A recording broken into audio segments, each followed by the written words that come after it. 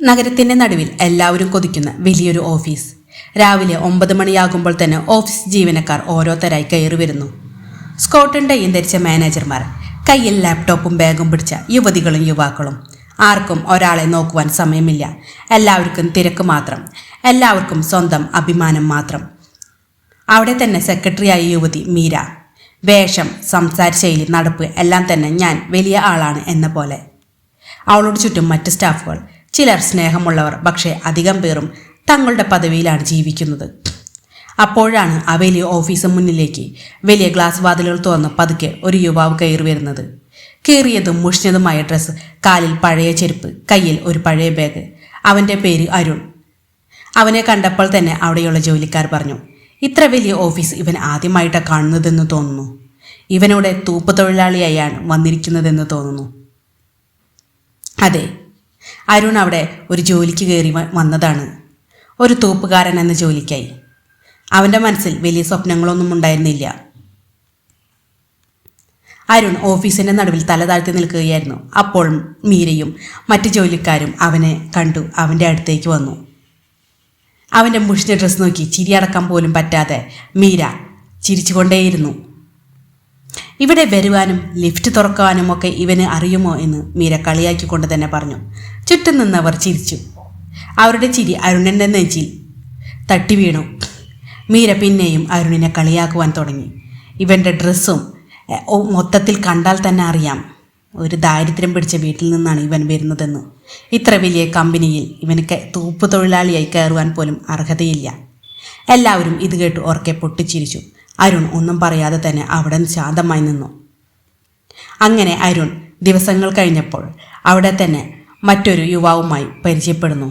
അതെ, രമേശൻ എന്ന യുവാവ് അവിടെ തന്നെ തൂപ്പ് തൊഴിലാളിയായി ജോലി ചെയ്യുന്നു. രമേശൻ്റെ കഥ അരുണിനോട് പറയുന്നു. വിദ്യാഭ്യാസം ഉണ്ടായിട്ടും അവിടെ തൂപ്പുകാരനായി ജോലി ചെയ്യുകയാണ്. രമേശ് അരുണിന് സാന്ത്വനമായി നിന്നു. അരുണിൻ്റെ തോളിൽ കൈവച്ച് രമേശ് പറഞ്ഞു, പേടിക്കേണ്ട മോനെ, ഞാനുണ്ട് നിൻ്റെ ഒപ്പം. ഇവിടെ ഞാൻ കൊല്ലങ്ങളായി ജോലി ചെയ്യുകയാണ്. അങ്ങനെ ആ വലിയ ഓഫീസിൽ അരുണിന് താങ്ങായി രമേശ് നിൽക്കുന്നു. ഒരു ദിവസം ആ ഓഫീസിലെ അന്തരീക്ഷം പൂർണ്ണമായി മാറി. എപ്പോഴും തിരക്കോടെയും ചിരികളോടെ നിറഞ്ഞിരുന്ന ആ വലിയ ഓഫീസ് അന്ന് നിശബ്ദമായി. കമ്പനിയുടെ ഒരു പ്രധാന ഓഫീസ് റൂമിൽ നിന്ന് ഷെൽഫിൽ സൂക്ഷിച്ചു വച്ചിരിക്കുന്ന വലിയൊരു തുക കാണാതായി. ആദ്യം ചെറിയ ചർച്ച, പിന്നെ വലിയ ശബ്ദങ്ങൾ. പണം എവിടെ? ആരാണെടുത്തത്? സ്റ്റാഫുകാർ കൂട്ടമായി നിൽക്കുന്നു. ഓരോരുത്തരുടെ മുഖത്ത് സംശയം.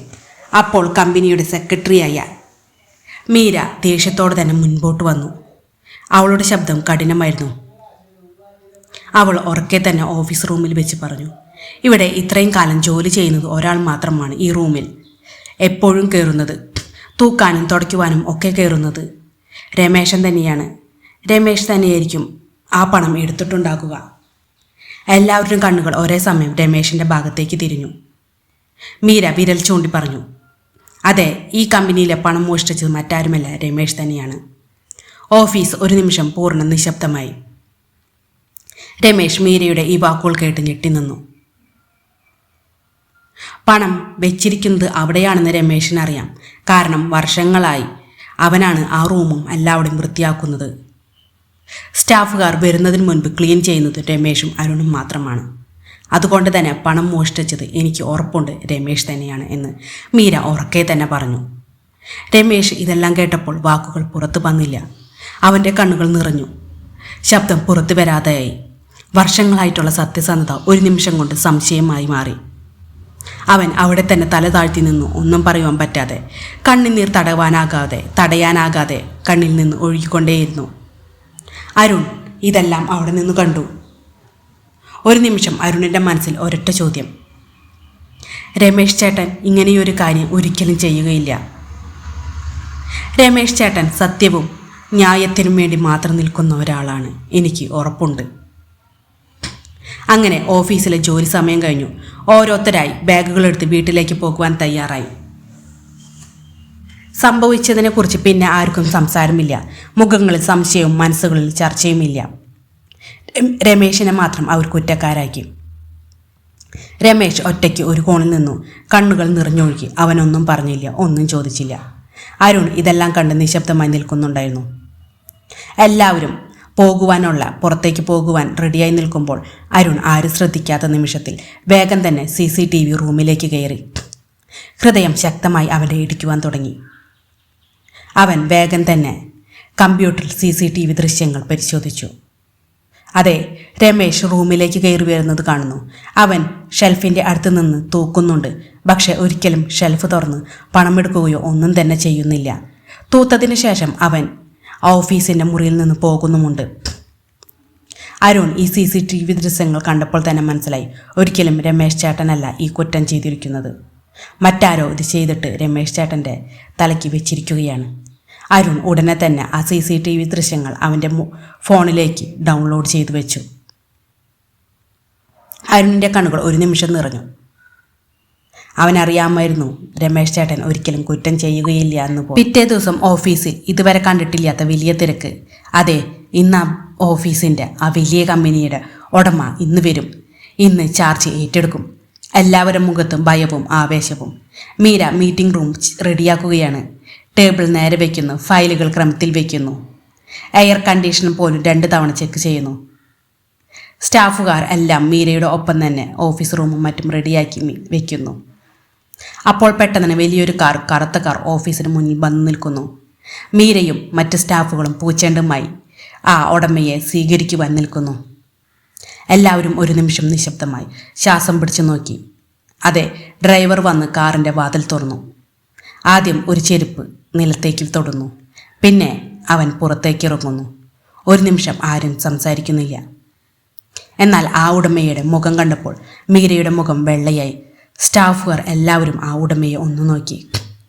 കാരണം ആ ഇറങ്ങി വരുന്ന ആ ഉടമ മറ്റാരുമല്ല, കുറച്ച് ദിവസം മുൻപ് ആ ഓഫീസിൽ വന്ന തൂപ്പുകാരൻ അരുൺ.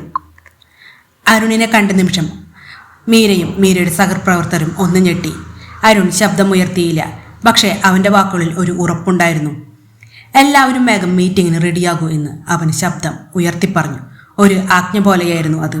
മീരയും മറ്റ് ജോലിക്കാരും ഒന്നും പറയാതെ മീറ്റിംഗ് റൂമിലേക്ക് നീങ്ങി. അവിടെ എല്ലാവരും അവരുടെ സീറ്റിലിരുന്നു.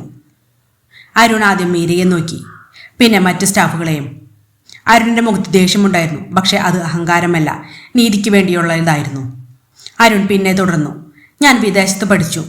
ഈ കമ്പനിയുടെ ഉടമസ്ഥാവകാശം എനിക്ക് കിട്ടുന്നതിന് മുൻപ് ഒരു കാര്യം എനിക്ക് ഉറപ്പാക്കണമായിരുന്നു. ഇത്ര ജോലിക്കാരിൽ എത്ര പേർക്ക് മനുഷ്യത്വമുണ്ട്, അവരുടെ മനസ്സറിയണമായിരുന്നു. അതിനുവേണ്ടി മാത്രമാണ് ഞാനിവിടെ ഒരു തൂപ്പ് തൊഴിലാളിയുടെ വേഷത്തിൽ വന്നത്. ഓരോരുത്തരും പാവപ്പെട്ടവരെ എങ്ങനെയാണ് മനസ്സിൽ കരുതുന്നതെന്ന് എനിക്ക് മനസ്സിലാവണം. അതിനുവേണ്ടി മാത്രമാണ് ഞാൻ ആ വേഷം കെട്ടിയത്. അരുണിൻ്റെ ഈ വാക്കുകൾ കേട്ടപ്പോൾ മീര തല താഴ്ത്തി. അരുൺ പിന്നെയും തുടർന്നു, പക്ഷേ എനിക്കിവിടെ നേരിടേണ്ടി വന്നത് അപമാനങ്ങൾ മാത്രമായിരുന്നു. ഒരു പാവപ്പെട്ട മനുഷ്യനായി നിങ്ങൾ എന്നെ കണ്ടില്ല. പല രീതിയിലും എന്നെ കുത്തിദ്രോഹിച്ചു. 2 ദിവസം മുൻപ് ഞാൻ എല്ലാം കണ്ടു ഇവിടെ നിന്നു. ആ പാവം രമേശേട്ടനെ പോലും നിങ്ങൾ ദ്രോഹിച്ചു. അദ്ദേഹത്തെ നിങ്ങൾ മോഷ്ടാവാക്കി.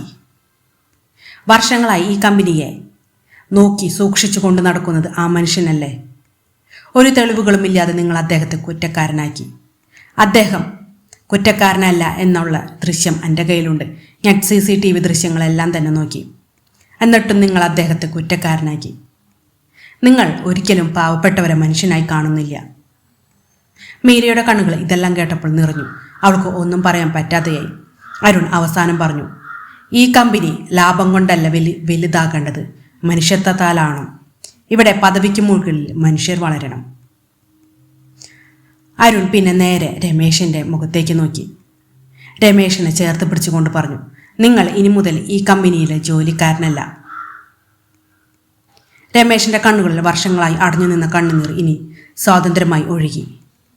മീറ്റിംഗ് റൂമിൽ ആർക്കും തല ഉയർത്താൻ കഴിഞ്ഞില്ല. അവിടെ തൂപ്പുകാരനായി വന്ന ആ യുവാവ് ഒരു മനുഷ്യൻ്റെ മൂല്യം അവരെ പഠിപ്പിച്ചു. അരുൺ പിന്നെയും തുടർന്നു, ഇനി സെക്രട്ടറി സ്ഥാനത്ത് ഇരിക്കുവാനുള്ള യോഗ്യത മീരയ്ക്കില്ല. അതിനു പകരം ആ സ്ഥാനത്ത് ഇനി രമേശ് ആയിരിക്കും.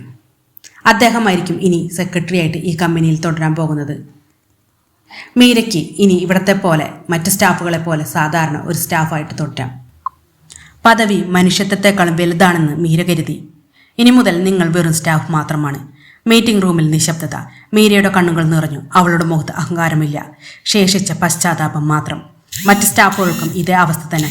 ചിലർ തല താഴ്ത്തി, ചിലരുടെ കണ്ണുകൾ നിറഞ്ഞൊഴുകി. അരുൺ അവസാനം പറഞ്ഞു, ഇതൊരു ശിക്ഷയല്ല, ഒരു പാഠമാണ്.